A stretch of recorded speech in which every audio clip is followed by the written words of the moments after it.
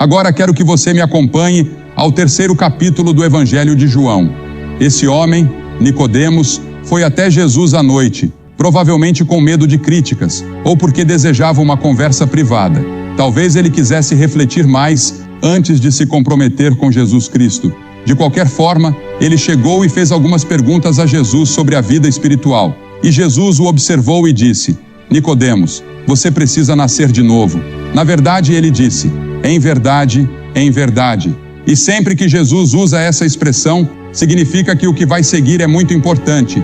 Ele disse: em verdade, eu te digo, você precisa. Você tem que nascer de novo para entrar no reino dos céus. Há 2 anos, quando estávamos em turnê pela Polônia, conhecemos um padre, o Monsenhor, que é o chefe de um dos maiores seminários teológicos do mundo.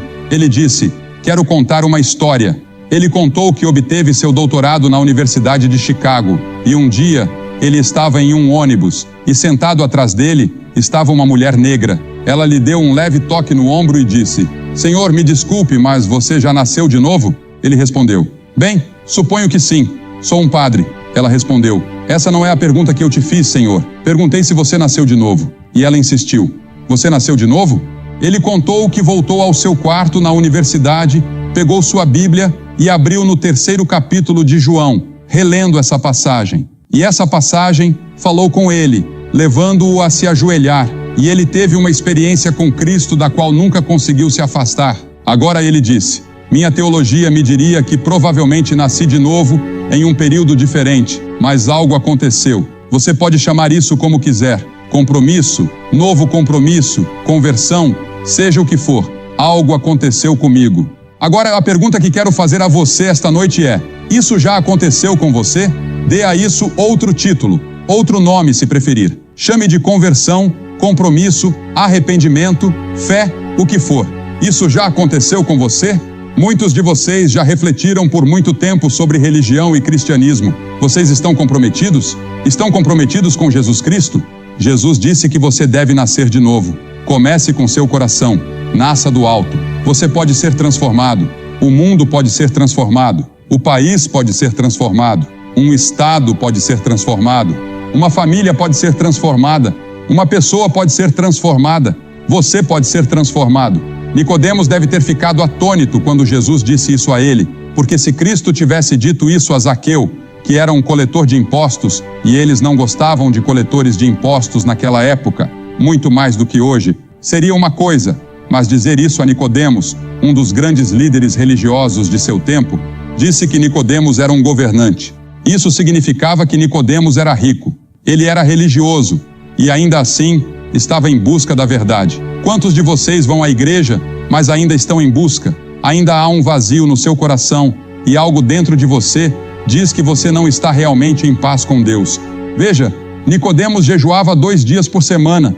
Você conhece alguém na sua igreja que faz isso? Ele passava 2 horas todos os dias em oração. Quantas pessoas você conhece que passam 2 horas todos os dias em oração? Ele dava o dízimo de toda a sua renda.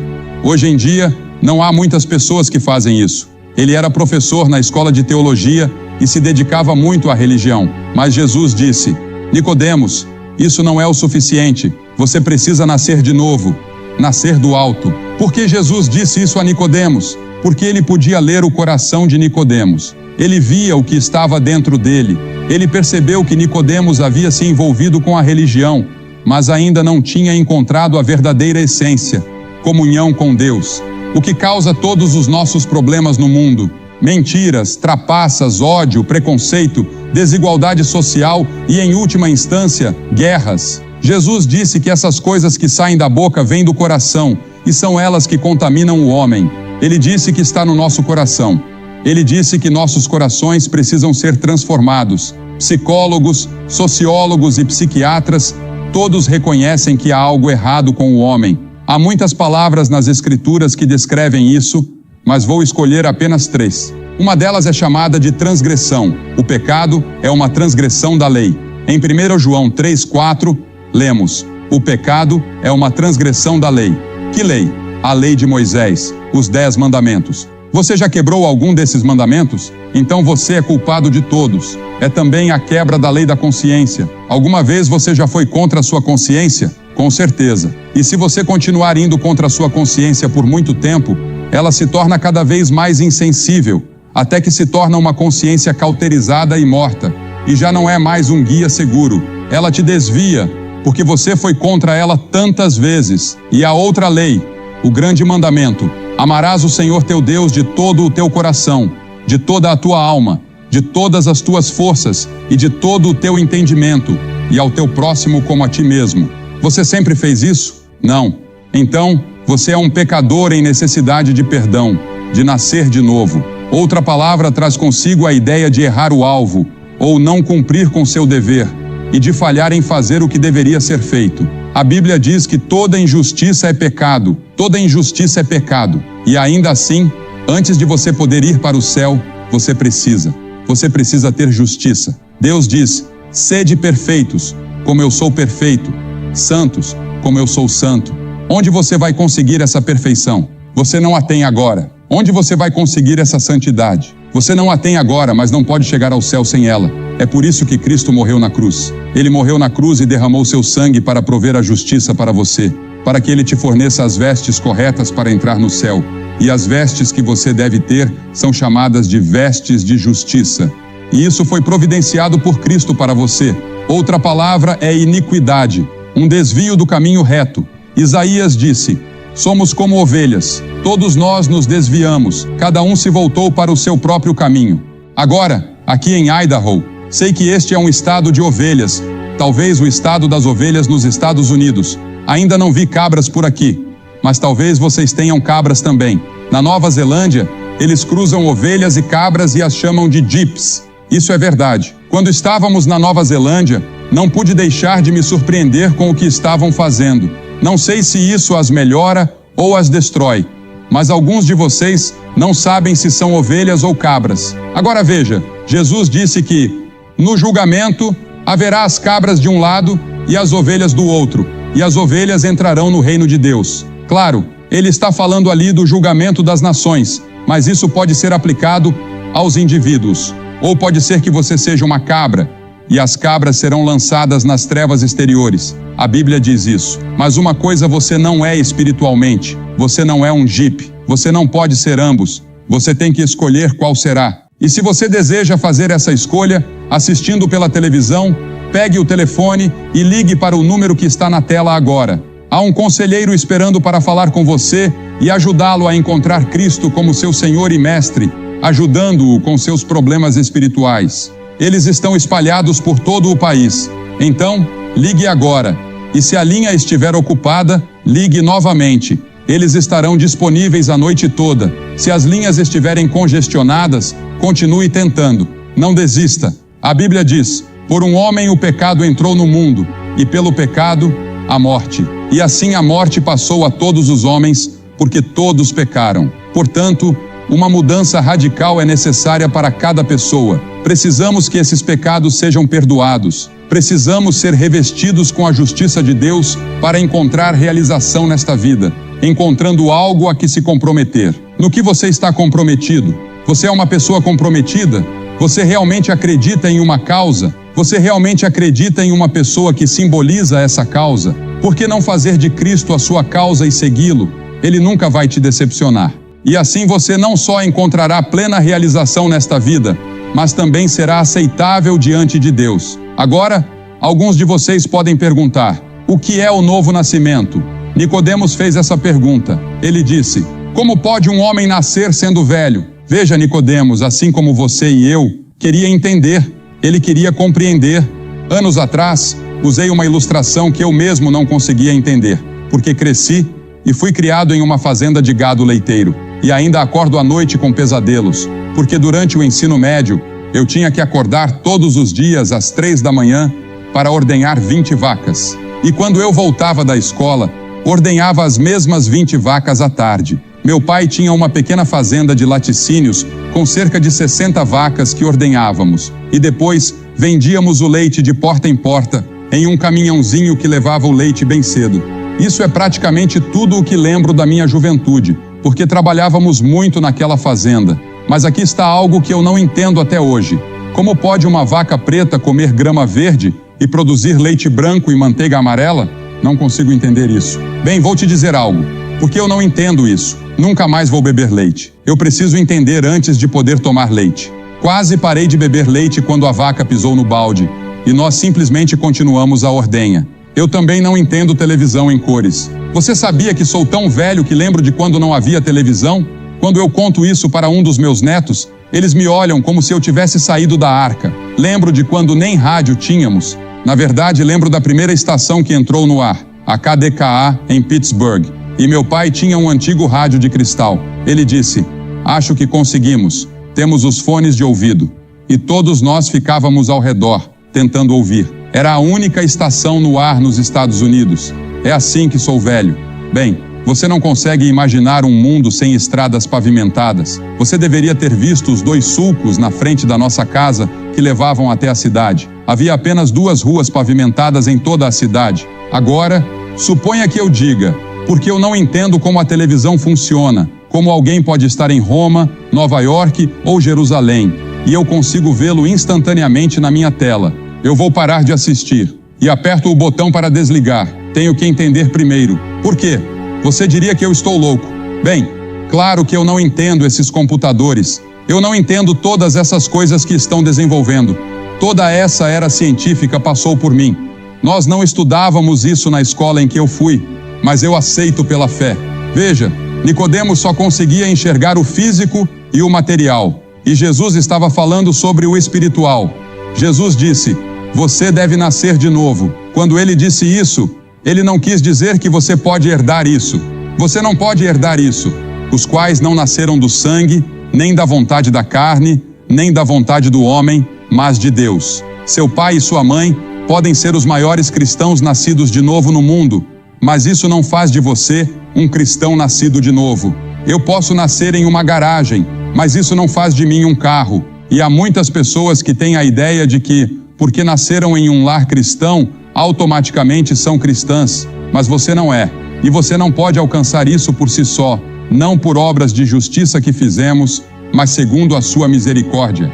Ele nos salvou pelo lavar da regeneração e da renovação do Espírito Santo. Além disso, reforma pessoal não é suficiente. Você pode se reformar e dizer: "Vou mudar", fazer resoluções de ano novo e tudo mais. Isaías disse: "Todas as nossas justiças são como trapos imundos aos olhos de Deus." Se você pegar um porco, levá-lo para a sala de estar e para o banheiro, dar-lhe um bom banho, lavá-lo com Chanel número 5, colocar um laço no pescoço e trazê-lo para a sala, você diria: "Agora eu tenho um novo porco.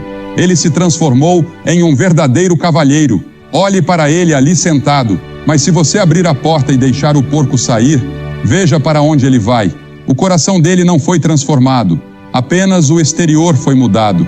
E assim é com alguns de nós. Mudamos um pouco o exterior para nos conformar a certos padrões sociais ou coisas que são esperadas de nós em nossas igrejas, mas lá no fundo, nunca fomos transformados. É disso que Jesus estava falando com Nicodemos. Ele disse: "Nicodemos, você precisa de uma mudança interior, e só o Espírito Santo pode fazer isso. Você deve nascer do alto. Isso é um ato sobrenatural de Deus. O Espírito Santo te convence do pecado, te incomoda com o fato de que você pecou contra Deus. E em segundo lugar, o Espírito Santo te regenera. É nesse momento que você nasce de novo. Então, o Espírito Santo vem habitar em seu coração para te ajudar na sua vida diária. Você não sai daqui sozinho, sem ajuda.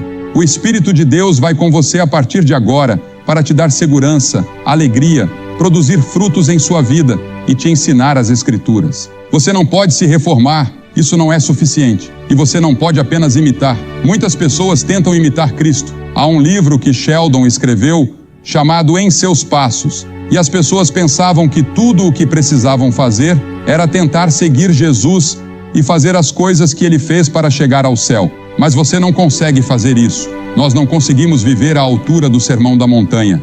Tente viver literalmente de acordo com o Sermão da Montanha. Você não consegue. Você não tem esse tipo de força espiritual.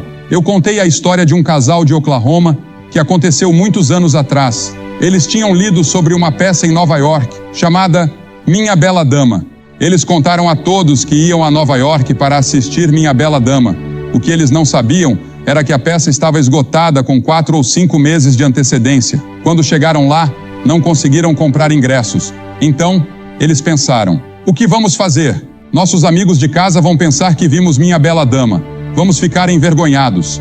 Então tiveram uma ideia. Foram até uma livraria e compraram um daqueles livros que custavam $1 e que contavam tudo sobre a peça. Depois, ficaram esperando até as pessoas começarem a sair do teatro. Viram algumas delas jogando fora seus ingressos cortados ao meio. Então, eles pegaram alguns ingressos do chão, começaram a cantarolar e cantar músicas como I Could Have Danced All Night ou On the Street Where She Lives, algumas das canções de Minha Bela Dama. Quando voltaram para casa, estavam cantarolando as músicas. Tinham o livro que falava sobre a peça e os ingressos, e todos pensaram que eles realmente tinham assistido a Minha Bela Dama. E é assim que muitos de nós somos. Sabemos a linguagem religiosa, cantamos as músicas e até oramos. Mas a única coisa é que você ainda não foi aos pés da cruz e nasceu de novo. Essa é a mensagem que Jesus estava tentando passar a esse líder religioso. Nascer de novo significa, como está escrito em Ezequiel 36, também vos darei um novo coração e porei dentro de vós um novo espírito. Em Romanos, Paulo fala disso como estar vivo dentre os mortos. Em 2 Coríntios, ele chama isso de ser uma nova criação. As coisas velhas passaram, eis que tudo se fez novo. Em Pedro, lemos que somos participantes da natureza divina. João chama isso de passar da morte para a vida. O novo nascimento traz uma mudança em toda a filosofia e modo de viver. Agora, como isso acontece? O que ocorre? Bem, é um mistério. Jesus disse: o vento sopra onde quer, e você não pode dizer de onde vem, nem para onde vai. Você pode ver o resultado. Agora, outro dia, durante aquela terrível tempestade de alguns dias atrás, eu não vi o vento. E você? Eu vi os efeitos dele. Vi galhos voando, partes de um telhado sendo arrancadas, poeira passando e os salgueiros se dobrando. Eu vi os resultados do vento, mas nunca vi o vento em si, e nem você. Jesus disse: o vento sopra onde quer. Há um mistério nisso. A analogia com o nascimento natural, eu acho, se aplica aqui. Veja, o nascimento natural começa no momento da concepção. Depois, aos 9 meses de gestação. E então, o nascimento propriamente dito. Agora, você pode estar em uma dessas fases hoje à noite. Talvez este seja o momento de concepção para você. Talvez você esteja em outra fase de gestação, ou talvez este seja o momento do nascimento. Somente o Espírito Santo pode responder a essa pergunta. Esse é o mistério. É um mistério que eu não posso te explicar, e Jesus não tentou explicá-lo a Nicodemos. É por isso que precisamos vir a Cristo pela fé. Nós nunca entenderemos completamente. Nossas mentes finitas não podem compreender o infinito. Nossas mentes limitadas não podem entender o Deus Todo-Poderoso. Nós viemos com fé simples, como a de uma criança, e colocamos nossa confiança em Jesus Cristo. E quando você faz isso, você nasce de novo. Mas acontece assim: primeiro, deve haver a recepção da palavra de Deus. E eu acredito que isso é a concepção, como está escrito em 1 Pedro 1:23. Sendo de novo gerados, não de semente corruptível, mas da incorruptível, pela palavra de Deus, que vive e permanece para sempre. E em Romanos 10, lemos que a fé vem pelo ouvir, e o ouvir pela palavra de Deus. Agora, esta noite, você está ouvindo, e está ouvindo a palavra de Deus. Esse é o primeiro passo. Agradou a Deus, pela loucura da pregação, salvar os que creem. Pode parecer tolo que homens se levantem e usem palavras tiradas da Bíblia, e que essas palavras tenham o poder de penetrar seu coração e mudar sua vida. Mas elas têm, porque é a santa palavra de Deus. Este não é um livro comum. Esta é uma palavra viva. E então há o trabalho do Espírito Santo, como já expliquei. Ele nos convence. E quando ele vier, convencerá o mundo do pecado, da justiça e do juízo. Depois, ele passa a habitar em nós. Ele nos transforma, muda nossas vontades nossos afetos, nossos objetivos de vida, nossa disposição. Ele nos dá um novo propósito e novos objetivos. As coisas velhas passam e tudo se faz novo. E então Ele habita em nós. Não sabeis vós que sois templo de Deus e que o Espírito de Deus habita em vós? O Espírito Santo de Deus vive em você? Se há alguma dúvida sobre isso, pegue o telefone. Se você está assistindo pela televisão, ligue para esse número e um conselheiro estará disponível para ajudar você a garantir que nasceu de novo. Lembra-se da história de Naamã na Bíblia? Naamã era o comandante em chefe de todos os exércitos da Síria. E a Síria, assim como hoje, estava muito em foco. Ele era o comandante em chefe e tinha tudo. O rei o honrava. Mas Naamã era leproso e ele sabia que, em pouco tempo, seria expulso do exército. Ele seria apenas uma pessoa andando por aí com um sino dizendo: mantenham-se afastados, eu sou um leproso. Naamã ouviu uma pequena escrava israelita falar sobre um homem maravilhoso que poderia curá-lo em Israel. Ele foi até o rei da Síria, que lhe disse: se há alguém em Israel que pode curá-lo, por favor, vá. E Naamã foi. Depois de passar por várias experiências, ele finalmente chegou ao profeta. O profeta então disse: vá ao rio Jordão e mergulhe 7 vezes, e na 7ª vez você será curado. O profeta nem mesmo saiu para falar com o general pessoalmente. Naamã estava lá com todo o seu uniforme e seus homens, mas o profeta apenas enviou um servo para lhe dar a mensagem, enquanto ele permanecia em algum lugar na cozinha. O profeta nem sequer saiu para cumprimentá-lo, apenas enviou uma mensagem e o general se afastou, enojado. Mas um de seus capitães ou um de seus auxiliares disse: Senhor, se ele tivesse te pedido algo difícil, você teria feito. Ele apenas te disse para ir ao Jordão. Naamã respondeu: sim, mas o rio Jordão é lamacento e nossos rios são claros. O Jordão não pode fazer nada. E o auxiliar disse: por que não tenta, Senhor? Você é um leproso, precisa fazer algo. Então o general foi ao rio Jordão, mergulhou 4 ou 5 vezes e disse: veja, a lepra ainda está aqui, não adianta. Mas o auxiliar insistiu: Senhor, ele disse 7 vezes. Então Naamã mergulhou pela 7ª vez, e quando emergiu, sua pele estava limpa e restaurada. O que o salvou foi o fato de ter feito o que o profeta lhe mandou. O maior de todos os profetas é Jesus Cristo, e ele diz: você deve nascer de novo. Como você pode nascer de novo? Arrependendo-se de seus pecados. Isso significa estar disposto a mudar sua maneira de viver e dizer a Deus: sou um pecador e estou arrependido. Simples como uma criança. E então, pela fé, recebê-lo como seu Senhor, Mestre e Salvador, e estar disposto a segui-lo em uma nova vida de obediência, na qual o Espírito Santo te ajuda à medida que você lê a Bíblia, ora e testemunha. Se há alguma dúvida em sua mente sobre ter nascido de novo, espero que você resolva isso antes de sair daqui hoje à noite, porque a Bíblia diz: agora é o tempo aceitável, hoje é o dia da salvação.